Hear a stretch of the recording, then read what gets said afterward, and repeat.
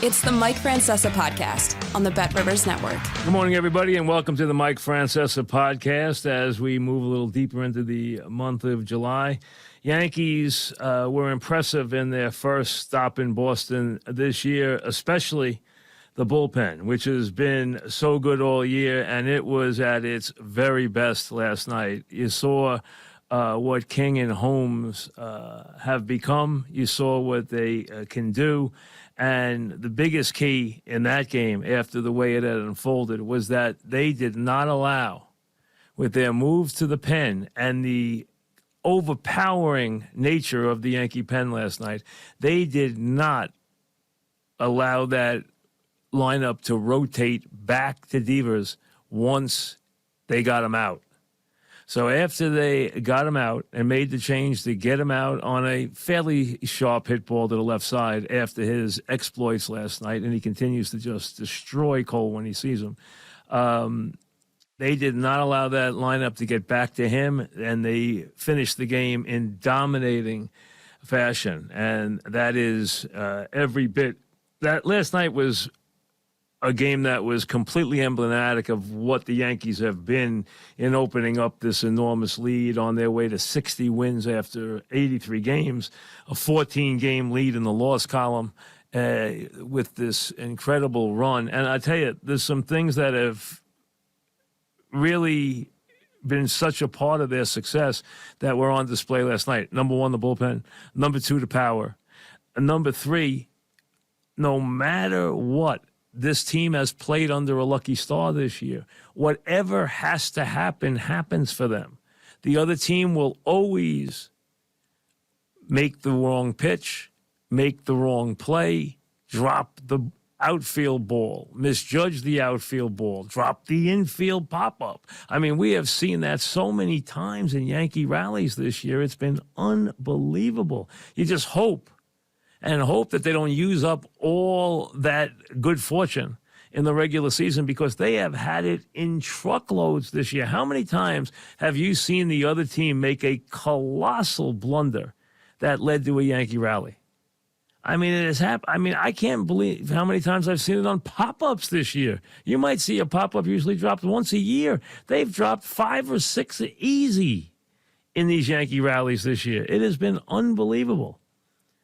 The other story is Judge. And the idea, are the Yankees pushing him too far by making him the everyday center fielder?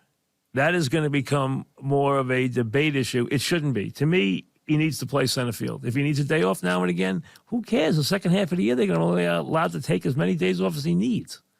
They're going to have such a big cushion. He just has to be ready for the big games of October. Judge in center field is the key to the Yankees' flexibility in their lineup. Without it, they don't have any. Without it, they can't get the right people on the field. With it, it gives them flexibility in the lineup in many ways. In the corner outfield spots, in the DH spot, and it helps them in the infield. If you can take somebody like a Carpenter and put him in the outfield and get his bat in the lineup, you're a better team. If you can get Carpenter in the DH spot, you're a better team. Now, Hicks has clearly seen the handwriting on the wall and realized, hey, I better start hitting if I want to stay in this lineup. Gallo, we know he tries. Gallo tries. Gallo draws walks. He fields his position. He runs hard. He plays the game right. He just doesn't make contact. When he does, he hits home runs, but he doesn't make contact enough that you can trust him in a big spot. Hicks has started to hit, but to me, you know what?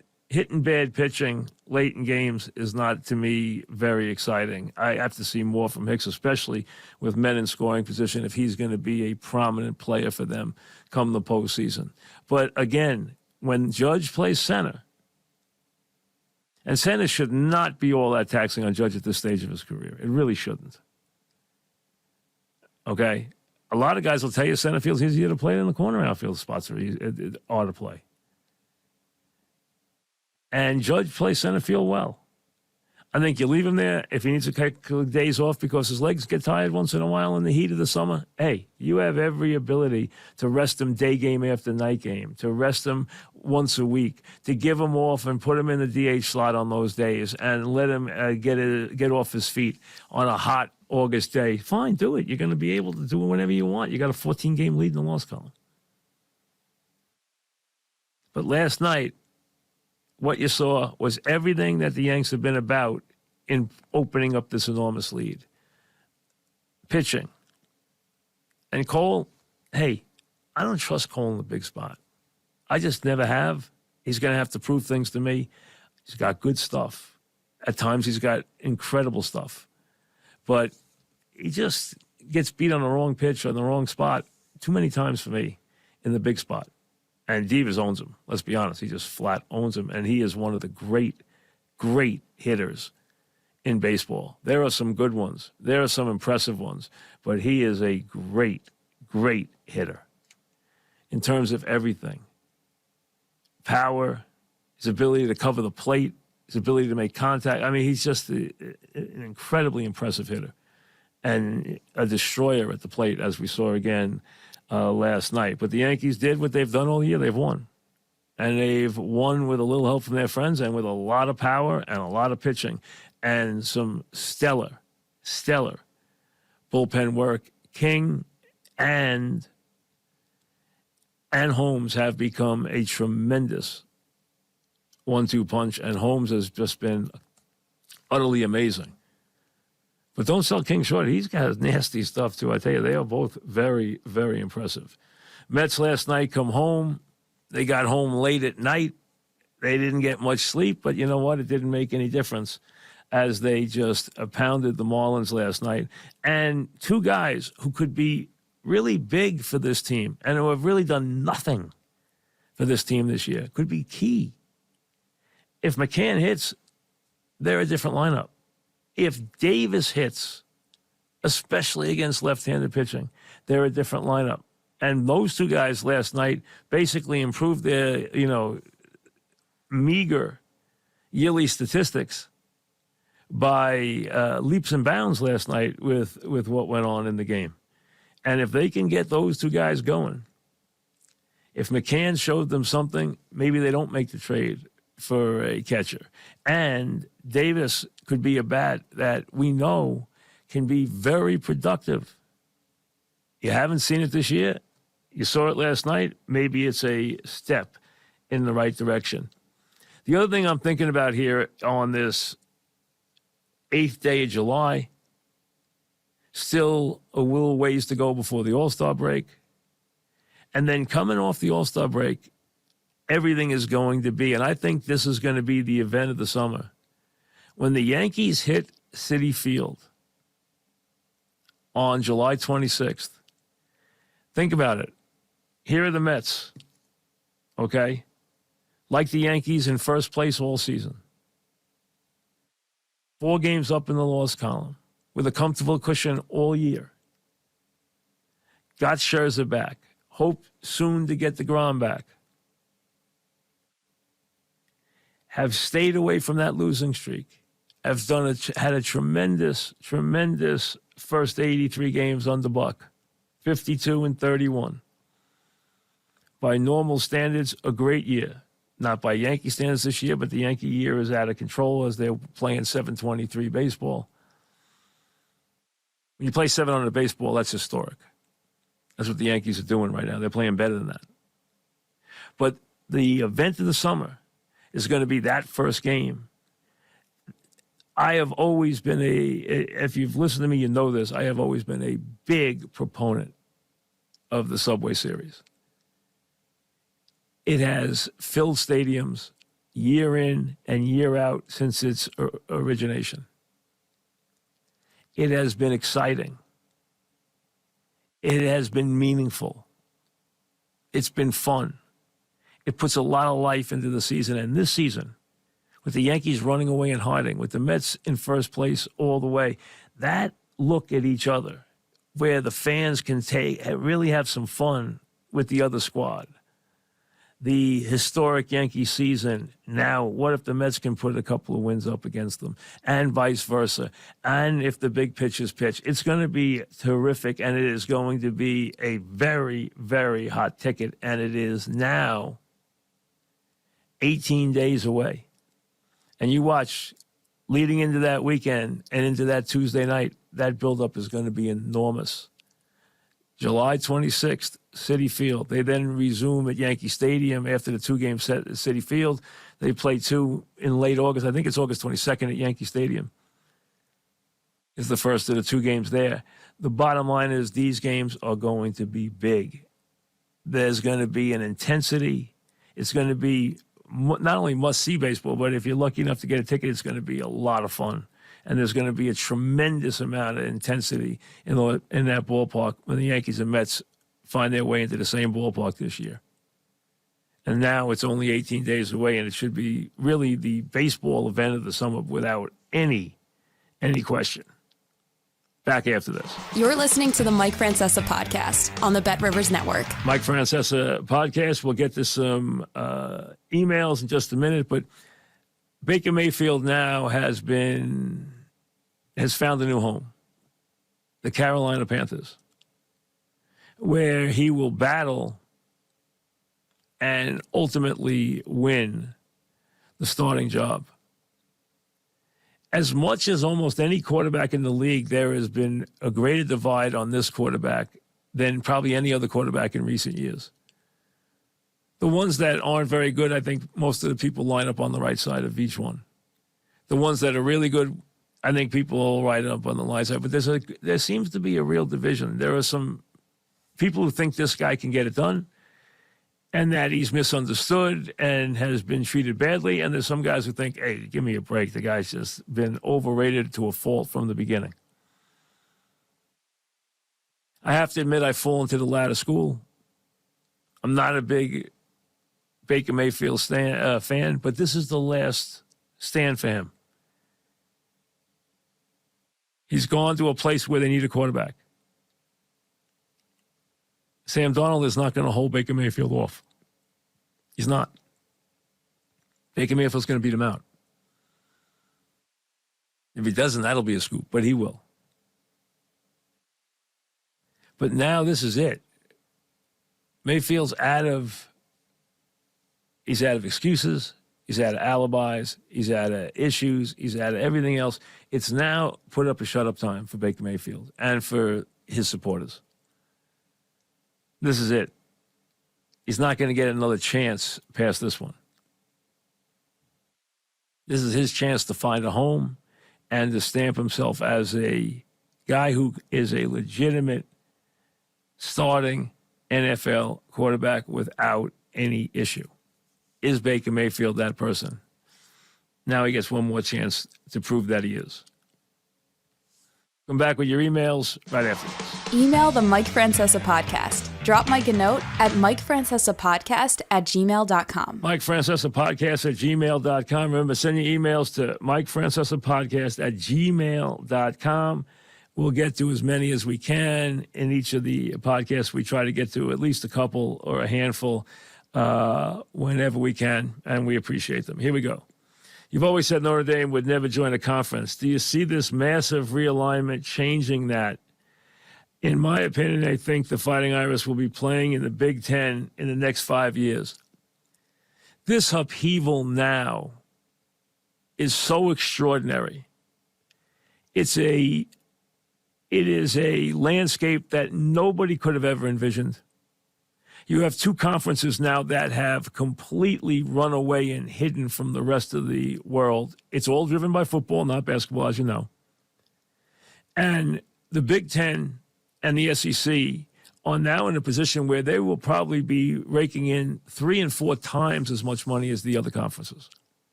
Does that mean that Notre Dame, to survive in recruiting, to survive economically, needs to go join the Big Ten? Or the ACC. Or the SEC. And it would most likely be the Big Ten. They fit more with those schools. Geographically, they fit more with those schools academically and aesthetically. But I still don't think It has to happen. Notre Dame is unique. They don't want to share football money. They've never had to share football money. They are a package onto themselves. Remember, there's no other team in any sport, in any league, that has every single game on national television. Not the Dallas Cowboys.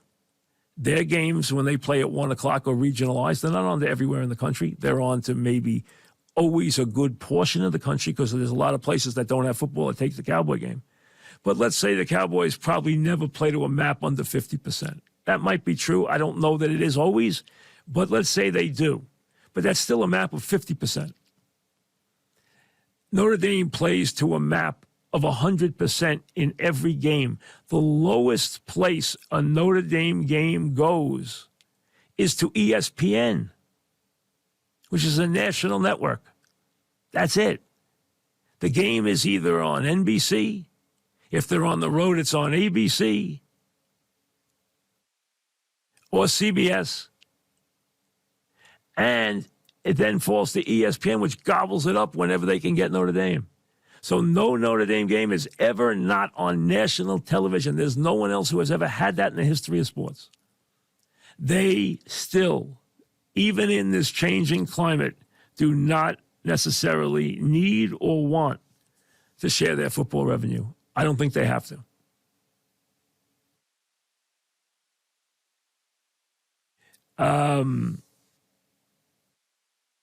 You talk about playing golf. I play too, not so well with a bad knee. I'd love for you to talk about when you started, how you play. Do you have a regular foursome? Yes, I have a regular foursome. I play a lot with the same guys. I also play a good deal with my wife, who's a good player, very good player. I do have a regular foursome, and we play at least once a week together. We might be missing one guy at a time, where you have a guy we have a couple of people who slip into the foursome when someone's missing. But I do have a regular foursome. I play with a knee replacement, so I've tried to get around the fact that I can't hit the ball very far, work on my short game. Since I've retired, I've gotten much better because I've played more. I figured out some things that I could do to improve my game. I've improved it. My handicap now is legitimately a 15. On a good day, I can shoot mid-80s. That's max for me because I can't reach a lot of the par fours in two. The long ones I can't reach. If it's over a 200-yard par three, I'm not going to reach it. So I'm not going to be on in regulation. Same thing with the par fours. I'm going to need to hit a wedge in for my third shot most times on a long, unless I hit two perfect shots. I've increased my distance this year, luckily. I've done some work on my legs to increase my distance a little bit. I still don't even hit driver. I hit 3-wood off the tee because I don't hit it long anyway, so I look for accuracy. I try to keep it in the fairway. And I got a pretty good short game. So, and I enjoy playing a lot. If you have a 15 handicap, you're mediocre. If I could hit it a normal distance, I might be able to get down to a 10 or 11, but that would probably be max for me. I'm comfortable at a 15. I used to want to break 100. I did that a couple of years ago, and now that's not an issue. So I have gotten better with playing. That's the only way you get better is you got to play. This is from Bradley. He emails, reflecting on your career, which part of it was the most meaningful to you? Mike and the Mad Dog or Francesa on the Fan. They're both important. I luckily had a lot of success individually after Dog. Dog and I had an unbelievable amount of success together. I'm obviously proud of what I did with Dog. I'm proud of what I did without him. But Dog and I have both said this many times. There's nothing in our careers that's going to surpass what we did as Mike and the Mad Dog. Mike and the Mad Dog was the best sports talk show of all time. It's been widely regarded as the best sports show of all time. It's been treated as the best sports talk show of all time. It's been treated in a groundbreaking fashion. It's been remembered that way. So I am very proud of what I've done alone, but I think the Mike and the Mad Dog stuff will always be the first line of my career. And now, most of the stuff that's written says, once you get in the Hall of Fame, they always put, Radio Hall of Famer. Dog is up this year again. I voted for Dog. I voted for Susan. They're both up this year for the Radio Hall of Fame. They both get in. Dog's going to get in. There's no question. The question is when. I think eventually both of them get in. You just don't know what year. Sometimes it takes a couple of years to get in. This is from Don. Did you have a relationship with Hank Goldberg? Was sad to hear about his passing. I did have a relationship with Hank Goldberg. As a matter of fact, I tweeted the other day that I first met Hank when I was 18. Hank was older than I. We both worked for Jimmy the Greek. Hank and I shared a lot of likes. We both loved the racetrack. We both liked the NFL a lot. Hank was very much a football and horse racing guy.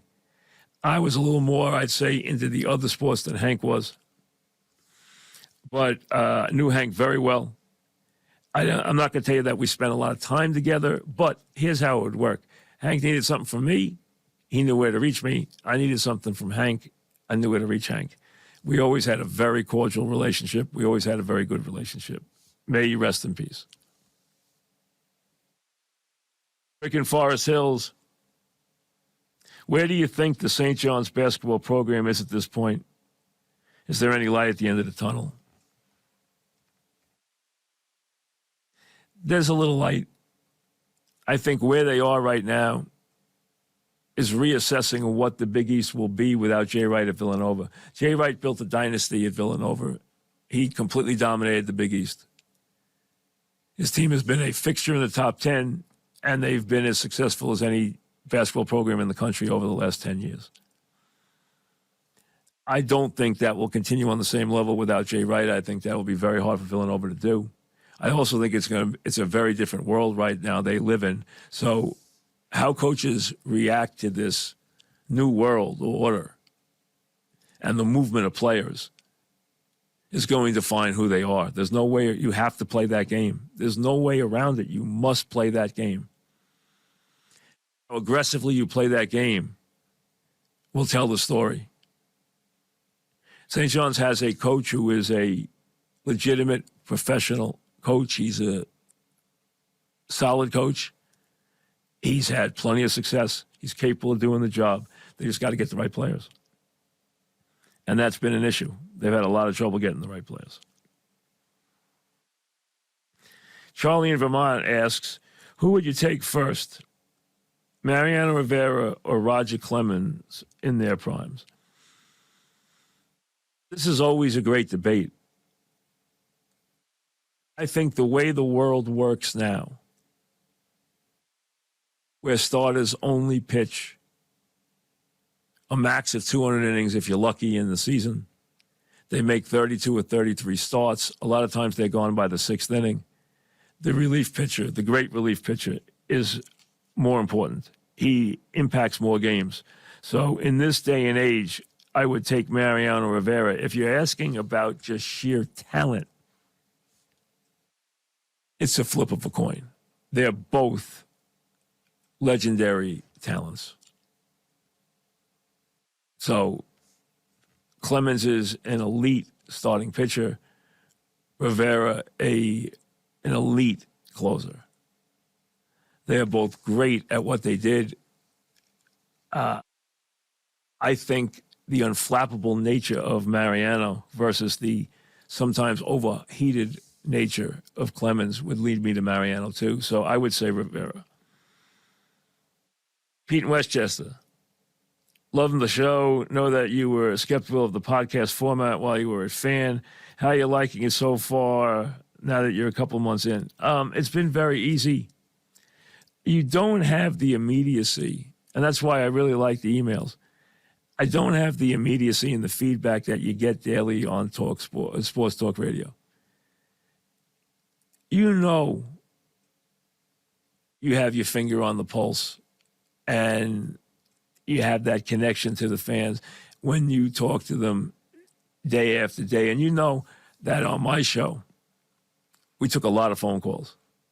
We move a lot of calls through. We took a lot of phone calls. And we, only did certain guests. We didn't do a lot of guests. So, we did a lot of phone calls. So we were connected to the fans about as much as any show could be.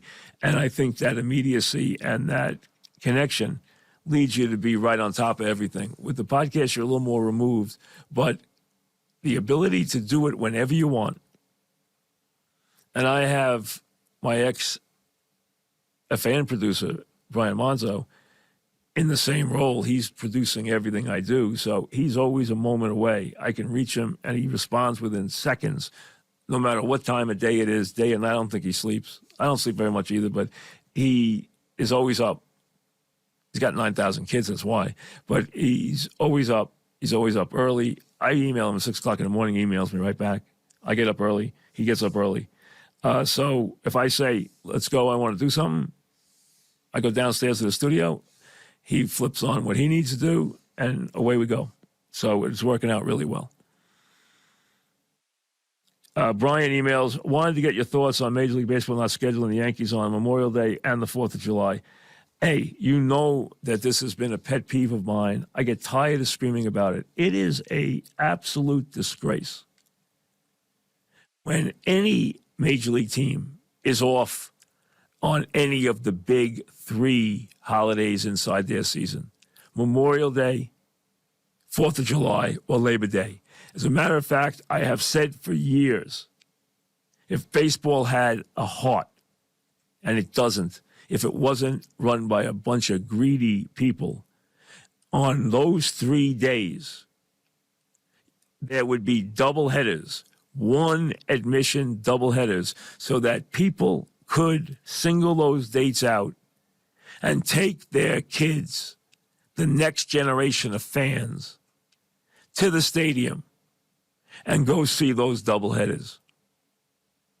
When we were kids, and I didn't have a father growing up, but I had an older brother, 6.5 years older than me, 8 years older than my younger brother, who I was 1.5 years older than. And he would pack the car at 17, 18 with me and my younger brother, Marty, and we would go to doubleheaders on Sunday. Yankee Stadium, doubleheaders.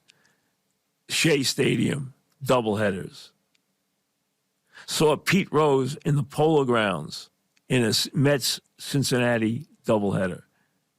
Saw the Yankees in '64 play the Chicago White Sox. That classic series that catapulted the Yankees back into first place when they were having a pennant race with the Orioles and the White Sox. We went to that doubleheader on Labor Day. And I still remember it.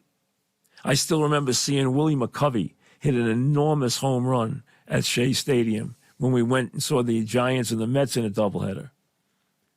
We used to we'd go, think about it, we'd get there for batting practice, and we'd stay for 2 games, and we'd be there from 11 o'clock in the morning until 8:30 at night.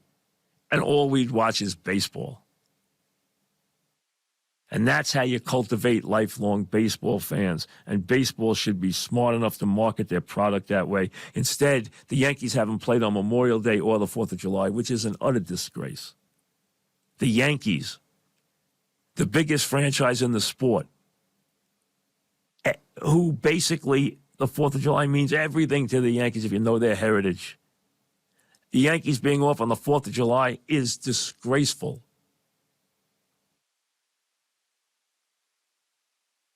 Mike in Jersey, with the USFL having just completed his first season in the XFL returning under the ownership of Dwayne The Rock, etc., what do you think of the viability of the Spring Football League will be? 0. It won't work. Football is a fall game. Nobody can challenge the NFL. You're not going to get the players. You're not going to get the players to jump. You're not going to get the dates. You're going to have to play in the spring and summer. You're going to have to play in stadiums that the NFL doesn't use for the most part. You're not going to ever compete. You don't have the money. The only opposition that has ever been one that the big league has to be afraid of is what is going on in golf, because that new league or that new organization has so much money, and they have plenty of golf courses to play. They're in a time of year where there's not a lot on for sports, so there's plenty of places to televise it. And look how many players they've already taken away from the PGA. They are here to stay. These football leagues, they will come and go. I don't care who owns them. Keep your comments coming. Keep your questions coming. Mike Francesa podcast at gmail.com. Send them along. We'll do them each show. We'll see you down the road. Thanks for listening to the Mike Francesa podcast on the Bet Rivers Network.